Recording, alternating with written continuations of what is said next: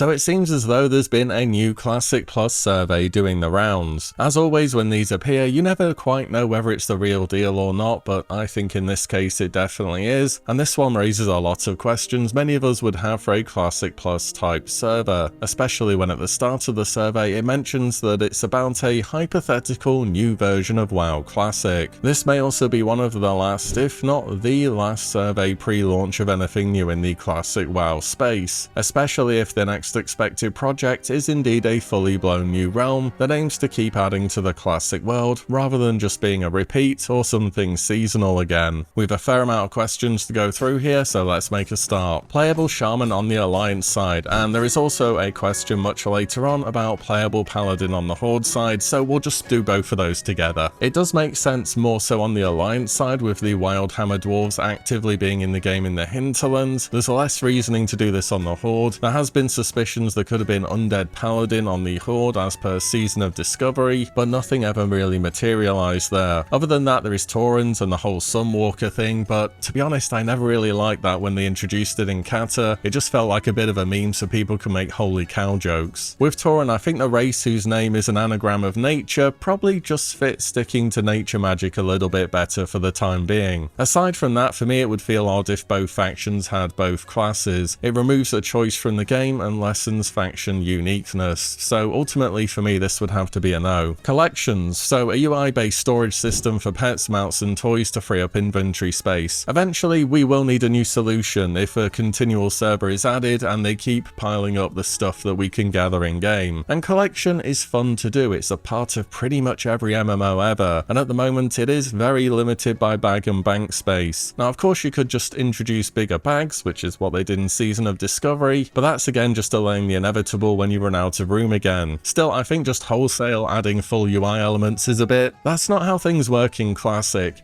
It sounds kinda dumb to say, but it's too convenient. There needs to be some degree of planning or forethought when you're doing stuff in this world. I think it would be better if there was some kind of new storage added to the likes of the bank or stables specifically for these items. Also there's a question later which could solve the storage problem we run into in Classic, and we'll get on to that soon. Account-wide collections, so making all pets, mounts and toys available to all characters on your account. Again, I'm not too sold on this one either. Classic has that feeling as though you have a main, and it's just a much bigger thing than it is in other versions of World of Warcraft. I don't think some aspects of the game being account-wide will be bad necessarily, such as pets, but when you earn something on your character, such as a mount, that feels as though it's part of that character's journey as a whole. And on top of that, Classic just really isn't very alt-friendly in the beginning, so I don't think collection would be as big of a part of the game as it is on other versions of WoW. This is something that could be revised at a later date and changed to a yes, I think, but for the time being, no. 1v1 duel arenas, so the ability to go into a special dueling arena for 1v1 contestants that are viewable by spectators. I did a video not so long ago where I basically said Classic really is very thin on the end game and it needs more PvP game modes available, so obviously for me this is a yes. On top of that, give your competitive players something to care about. It's not 2004 anymore, any game with PvP has a competitive mode. I don't know if this should be the only competitive mode, but I'll put in a rating system for this and allow people to queue for it as well. I want to throw in an additional idea as well here. Add a chest during the preparation time of any rated PvP modes where players can choose, say, 1 to 3 consumables with some limitations, i.e. you can't pick a flask, you can't pick magic dust, you can't pick slumber sand and so on. These consumables will be unique to just instance PvP and disable all other consumables from being used in rated PvP. So reason being is consumables are a big part of Classic PvP, but having to farm gold, especially when you get teleported back to the Battlemaster, is just completely unviable. PvP does not need more barriers to entry in Classic. If you want people to be competitive and have consumables, I think this could be a compromise. New player character models, so character models similar to those used for players in modern World of Warcraft. So if we're talking the retail models, that's going to look so out of place. That is the easiest no so far here. In fact, I wouldn't even want this to be a toggle on or off where I couldn't see those characters for other players. Reason being is the visual distinction of the game you're looking at is incredibly important, and Classic has an amazing art style which is instantly recognizable. This is one of the most important things to preserve. Anything entering the game must look as though it fits for the Classic style. I have done some comparisons too, just so you can see the differences between different versions of the game and really get an an eye-to-eye look at them. On the left here is just basic classic, then on the right I've done basic cataclysm, and then I changed the cataclysm one to the updated graphics version, which we'll be talking about more as well. And here's the retail one for comparison as well, so I think you can see the differences here. What I will say is overall for the updated graphics questions, I think the HD graphics, or whatever they're called in Cataclysm, actually are really well done and touch up the models in a world in a modest way, which is noticeable but still keeps that classic feel, and that is toggleable, and I'm okay with that being a toggle as well. In-game events, so new events that offer different small quests and casual gameplay around the world, these will be released between larger updates. Yes, classic needs more burst content where you can log in for say under an hour and do something within the game other than leveling or gold farming, so I would be in favour of this. Pet battles, so collect pets from the game world and have them compete head to head with other pets in turn-based battles. This is kind of a weird one, I feel neutral about it. Personally, I enjoy battle pets. In retail, I wouldn't say I've collected them seriously since Shadowlands, and I've got over 1,000 unique pets, so I've interacted with this system a fair bit, you could say. At the end of the day, it's an extra progression system. I don't really think it's taking anything away from the game, but at the same time, it wouldn't really be much of a priority for me. I wouldn't be like, this is the first thing I want to see in Classic Plus. So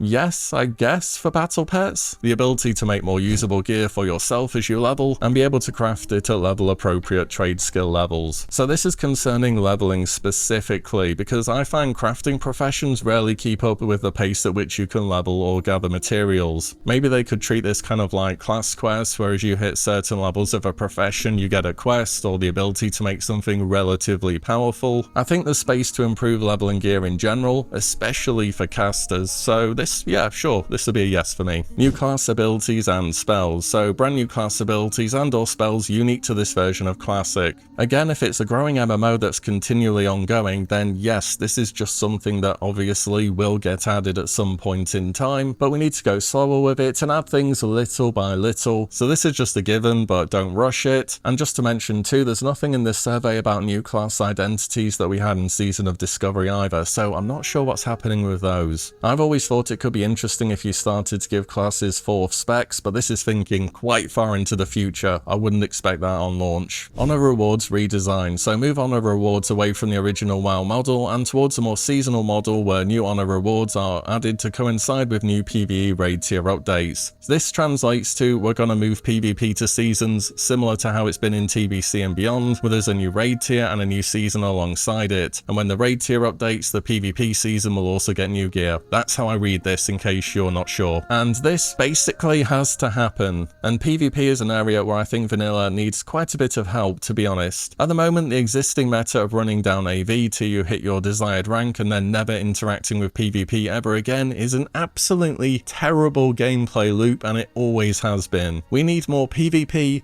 for PvPers, not the system to be a carrot on a stick for PvEers who will min-max the game in the most mundane ways possible and then drop it the moment they're done. I mean, how would rewards be added otherwise? Rank 15 or 16? Great, let me just grab rank 14 real quick so I can do that. I've said it once already, I'm going to say it again, and I'm probably going to say this more later in the video. The barrier to entry in PvP in Classic is extremely high. Do not raise it further. WoW token, oh boy. A secure and convenient way for players to exchange gold for game time or Battle.net balance. You know, a lot of people are so against this vocally, but then you look what happens in game and you just have to wonder. When GDKP was banned in SOD, for example, I hoped it would have a knock-on effect to reduce botting and real money trading, and it really didn't at all, unfortunately. When Classic first re-released in 2019, we had an mmorpg in a modern setting with zero pay to win whatsoever, and gold buyers won't like hearing this, but swiping and progression is no different than fully pay-to-win games that offer these services officially. You can justify it however you want, but at the end of the day you're happy to pay to skip parts of the game, whatever the costs may be to any in-game ecosystems. So when Blizzard does their routine 2-week slap on the wrist for swipers and see how many people that is, you bet eventually they're going to be coming for their piece of that pie. Personally, I don't need the WoW token, I'm fine with it being absent from the game, but we aren't getting Classic Plus for free, let me tell you that right now. The biggest hope we can have here is any monetization like this is sufficiently delayed from launch as to not immediately impact the economy. Class talent adjustments, so streamlining and improvement class talents to make weaker specs in classes more viable, while still maintaining the overall feel and flow of classic combat. When I read streamlining, I imagine they're gonna combine some talents together potentially. I don't think people want less choices that they can make, and that it would be a good idea though to update some of the talents so they aren't, you know, completely terrible. And there definitely are quite a few talent points in this game which just really don't do anything beneficial. They also didn't really change that many talents in Season of Discovery either, they only changed a few around as far as I remember. Again though, in theory, as part of ongoing class balancing, sure, I think this is something that also has to happen. Account-wide perks and progression system, a system to allow you to gather points and spend them on account-wide bonuses such as quality of life and convenience, encouraging playing alts, or specializing in specific activities. This would be kind of unique to World of Warcraft, wouldn't it? Maybe like Warband Light? Instead of we're directly sharing bits of gear or currencies, there are now just activities where the progression is account-wide. You know, when I read this, I remember playing Lost Ark when that was a thing. I'm remembering how the game wanted you to have an alt army to funnel to your main. Do not go down that route, please. I really want to hear more about what this could be. I would say yes, but I'd be a bit tentative and it'd just be out of curiosity really. Playable High Elves, playable High Elf-like race for the Horde and Alliance. So High Elf-like for Horde and Alliance, that means Blood Elf, doesn't it? But with blue eyes on the Alliance then. So controversial take here. Anyone remember when Blizzard were first doing allied races and the topic of High Elves inevitably comes up, and during an interview Ian Hazakostas said, if you love the Alliance, you're an Alliance player and you just want to be a fair-skinned, light-haired, blue-eyed elf, sorry, the Horde is there waiting for you. The point is here, there isn't enough difference in just adding the Blood Elf model with blue eyes to make them a unique race, and I agree with him to be honest. They later changed course on this in retail and you can pretty much do whatever you want, but that's their own thing, that's fine. But if we're starting from how the game was back then, seeing Blood Elves running about on the Alliance just wouldn't fit. On top of that, High Elves already exist in vanilla. They're just these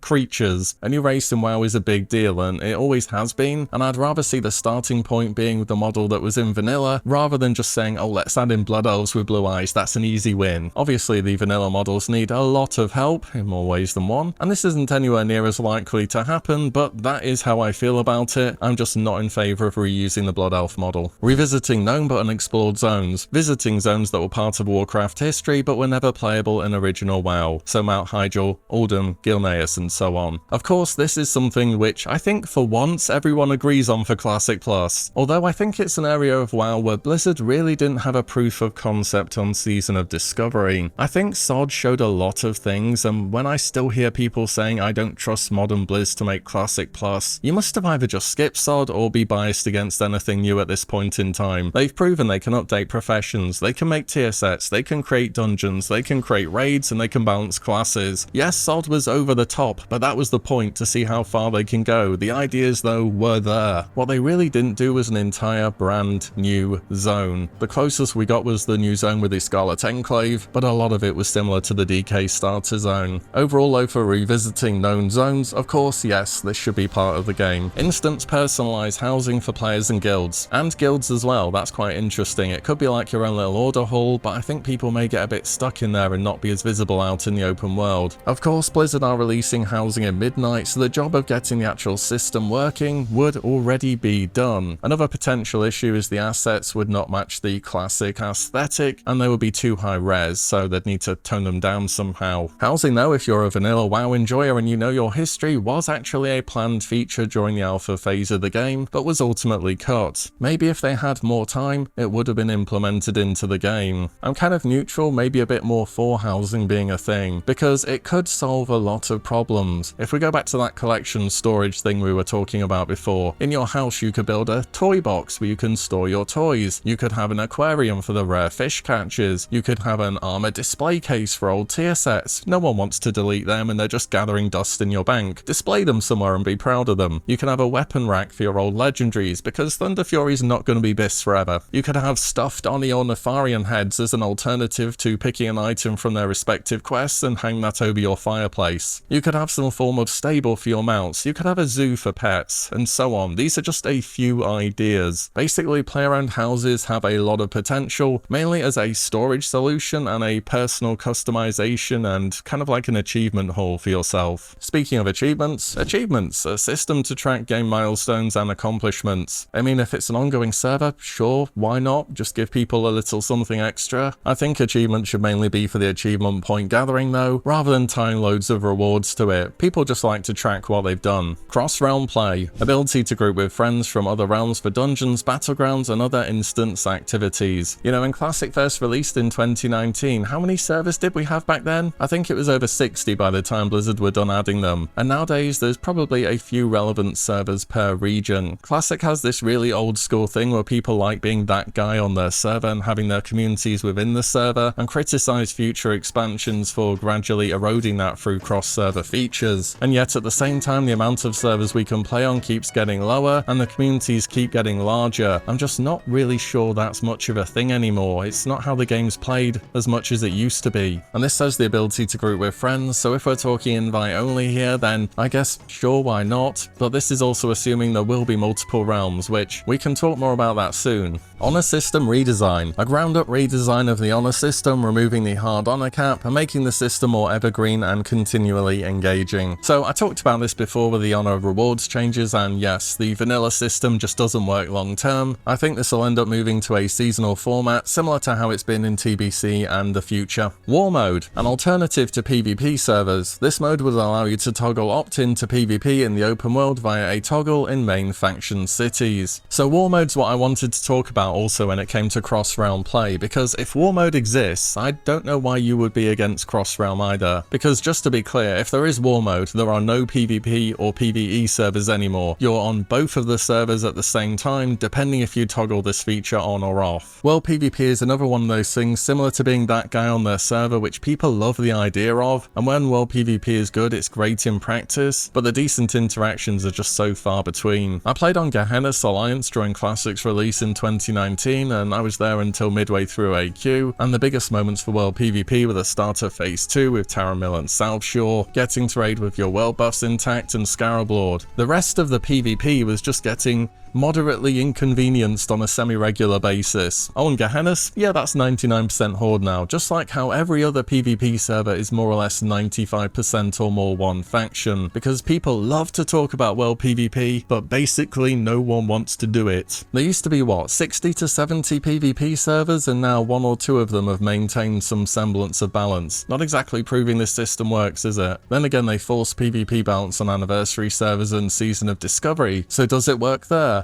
Well, kind of, but people just layer when they run into PvP if it gets out of hand. You know, for a time the PvE realms were the largest realms on Season of Discovery, till Blizzard merged some of the PvP servers, that is. It's interesting how the seasonal server for the first time ever was when we saw players organically choose to make PvE the most popular way to play Classic WoW. Even some of the most competitive guilds in Classic rolled on PvE, which is a massive culture change. But PvP being the most popular server type is due to a very, very old habit in this game. In fact, I'm going to tell you why it's this way. Back in the day, World of Warcraft was a PvP-centric game for sure, because let's be honest, there wasn't much choice back then, and it was more or less the biggest game in the world and everyone was playing. Also, there was a younger audience, and I think younger audiences just prefer competition and PvP, to be honest. There were also these things called battle groups. Now, these were clusters of servers where you would match up against other people in instance PvP. Naturally, more competitive battle groups started to rise to the top. Getting Gladiator on a competitive battle group was a bigger deal than on a small one. If you got Glad on the small one, it'd be like, oh wow, that's great man, that's only rival or duelist over here, those kind of things. Word gets around and more people go to the more competitive realms because that's where the good players are,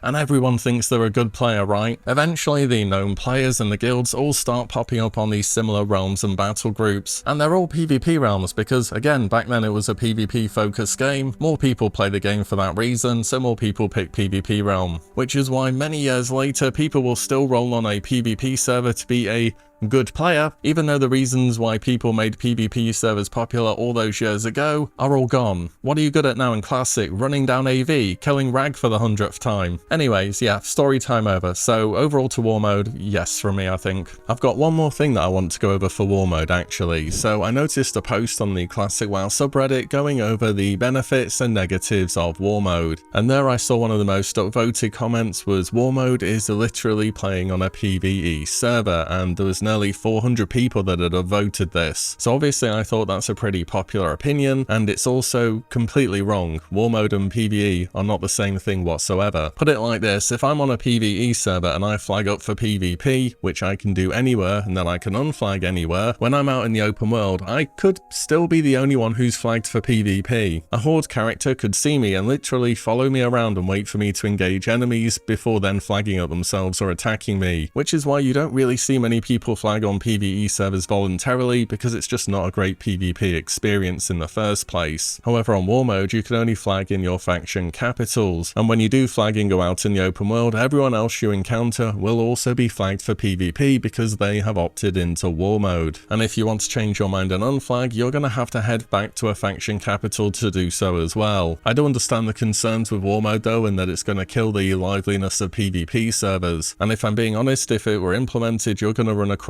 far fewer people in the open world, like 60 to 70% less people. As we've already talked about, most people aren't really on PvP servers because of the PvP. They're there because World of Warcraft is an mmorpg, and it's highly beneficial to play wherever the most players are, because then you can get things done from leveling all the way to endgame. Still, if there was War Mode, you'd know everyone would be opted in, and with War Mode there tends to be additional benefits as well, such as bonus experience for leveling, maybe bonus rep in the open world. Perhaps gathering nodes would have an additional chance to drop things that you'd want. Also, there is the annoyance of needing to summon people and being outside and then being on War Mode and you're not on War Mode, and then you just can't see each other ever. That's still an issue on retail, which would need some thinking about, I reckon. Either way, I just wanted to go over that to clear up the difference between PvE and War Mode. They're definitely different things which offer different experiences. Brand new zones, so completely new playable areas with unique lore added to the Eastern Kingdoms and Kalimdor. This one's another easy yes. With Classic Plus expanding beyond the scope of vanilla content, it has to add new zones because they're just a big part of the game. Lore should also be a consideration here too. It has to make sense in the world of vanilla. New 20 player and 40 player raids, we're going to do these two together. So this is kind of a two-part question. New raids, yes, absolutely. That's again a complete no-brainer. As the game progresses, there's going to be new raiding content. Oh, small side note as well, you need to nerf Nax gear, it's way too powerful. You need to slow down that late game power growth of vanilla a bit. Anyway, regarding raid size, remember when Blizzard released Molten Core in Season of Discovery, which was supposed to be for 20 players, but it was bugged and you could bring up to 40, which Blizzard then went and fixed. And then players said, wait, no, that was kind of good, can you bring it back? So they did, and then they continued designing raids for 20 players, but you could bring up to 40. That is the winning formula here. Asking players to upscale their raids has had disastrous effects 2 times in Season of Discovery. First in Phase 3 with moving from 10 to 20 player in Sunken Temple, and again in Phase 8 with the difficulty of Scarlet Enclave causing 20-something player guilds to need to recruit in order to stand a chance at clearing because bosses had crazy high DPS checks. Designed for 20, scale for 40, it fits better for rostering and not leaving people out, and it just seems like an easy solution. This means the option for 40 player raiding is still there, it's still going to be as easy as ever, but I think when players have a choice there will be pretty much zero 40 player raiding because a lot more people want to be part of 40 players than try and organize them. Graphical improvements to lighting, shadows and surface reflections. Using modern technology to improve the lighting engine in the game for more realistic light, shadows and reflections on surfaces such as water and glass. Isn't this what they've already done with the update in Kata with their HD graphics? We could just pull up that clip again to show you how it looks a bit, and I'll try and include some other ones too. Between them though, I can certainly notice differences. Again, I think the changes they've done in Kata here are great, they still fit the classic world, and you can always toggle them off. New trade skills, new primary and secondary professions. So it's another core feature of the game that has to be expanded upon. There were a number of cut trade skills from Alpha WoW 2 and the beta, such as tracking, cartography, survival and so on, so this is an easy yes for me. Graphical texture improvements and resolution upgrade, using modern technology to improve the fidelity of textures used on classic art assets. That sounds like AI upscaling, doesn't it? Look Blizzard, whatever you've done in Kata, just do that, that's fine, it looks great, you can toggle it on or off. If it's AI, I know people just automatically dislike AI, but whatever. It is what it is, do that. New battleground, new objective-based PvP instance. Again, sure, it's another core feature of WoW. I don't mind adding a new battleground at all, but let's not forget about the old ones first, right? Why can a War Sun Gulch go on forever? Why does defending an Arathi Basin feel like you're watching paint dry? Why does the Horde start a quarter of the way up the map in AV? Many such questions I would like an answer to before we start adding more. New race class combos. New race class combinations, including those we've never seen in WoW before. Never before seen. Yeah, that Undead Paladin is sounding as though it's definitely on the table, isn't it? In terms of never before seen, I don't really know what they wouldn't have already done in retail. Are we going to get Gnome Druid or something? I mean, I would like another choice for Druid on the Alliance, but what would it be? You sure you could say Worgen, but Worgen don't exist yet. Overall, it would be good to expand the race class combos in general. I think there are a lot of common sense additions made in Cataclysm. For example, Human or Undead Hunter, Night Elf Mage, Troll Druid, Dwarf Lock, and so on. You know what? Maybe gnomes can use machines to polymorph themselves into different animal forms. That's probably a bit too far out there though, isn't it? New class. Character classes that are completely new to any version of WoW, i.e. not DKs, monks, demon hunters, or evokers. If there was a singular selling point for Classic Plus which would get any WoW player from any version of the game ever to give it a go,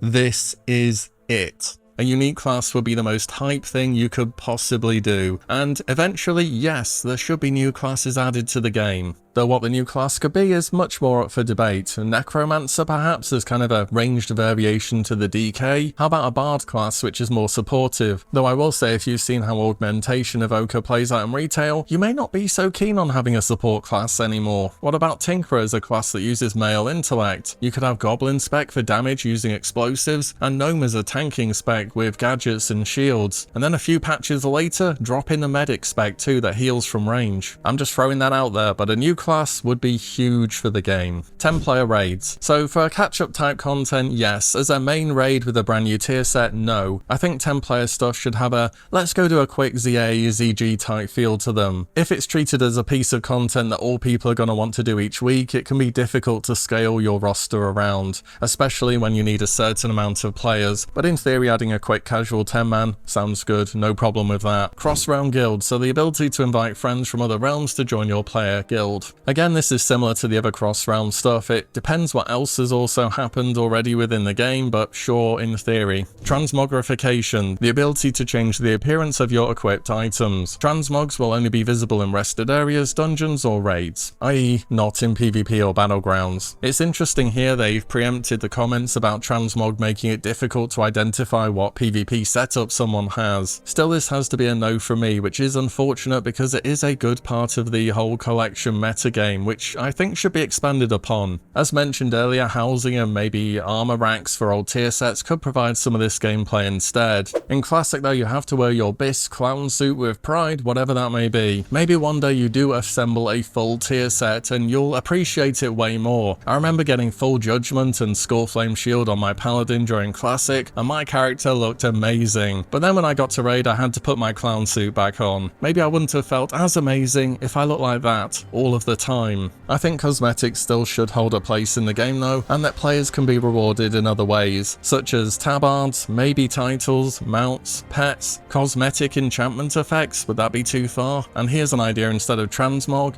a new item slot for the Dungeoneering Journal, where basically you fill it out as you do dungeons and items from certain bosses appear on there, and then if you've collected them on your account yourself, they light up, just so you are completing the content still, but you can't then transmog that gear into stuff for your own character. Maybe that's a good enough compromise. Last but not least, regardless of which version of WoW is your current main version, what version of WoW do you think will become your main version in the future once Classic Mists of Pandaria ends? And this one has all the potential options here, including hinting to Wrath of the Lich King on Anniversary, WoD Classic, and even transferring to retail. You know, I did a video a while ago where I said I bet long term they end up transferring modern Classic characters to retail eventually. During that video I said they'd do this after Legion. Prediction prediction time, because you don't get a video from me without a crazy prediction for the future. If Mr. Pandaria doesn't have more raiders than Kata did during its opening weeks as per Ironforge.pro, I think WoD Classic just might not happen, and that remixing old expansions is overall a better play for Blizzard than putting in the effort to fully re-release them, because we're starting to get into expansions here with a lot of new features. That would also mean, of course, the Classic team will be full-time on Classic Plus as the future of the game by the time Mr. Pandaria is wrapping up. But for me right now, the museum in Era has already been built. I think they're setting up anniversary servers. Modern Classic is getting scarily close to more controversial expansions, so ultimately the future of this game is absolutely in Classic Plus for me. And I think the closest answer to that here is a different version of Classic without my Mr. Pandaria character, so I go for that. And that is the survey. Pretty huge questions overall, and I just wanted to get my thoughts out on it